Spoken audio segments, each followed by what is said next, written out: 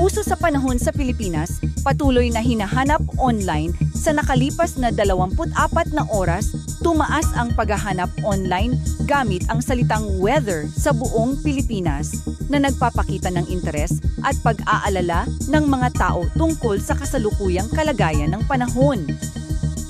Ang pag-search ng topic na ito ay dulot ng pabago-bagong kondisyon ng panahon tulad ng malalakas na ulan at pagbabago ng temperatura sa ilang rehiyon.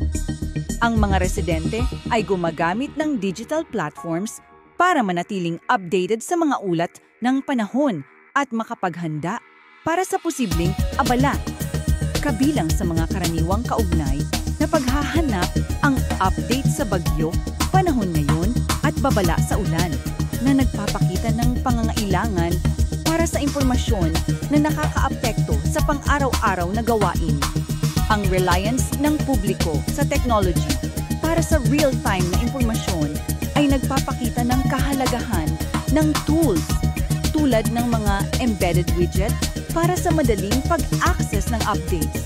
Hinimok ng mga eksperto ang mga lokal na pulis na pagbutihin ang accessibility ng accurate na ulat ng panahon upang matugunan ang lumalaking demand ng publiko.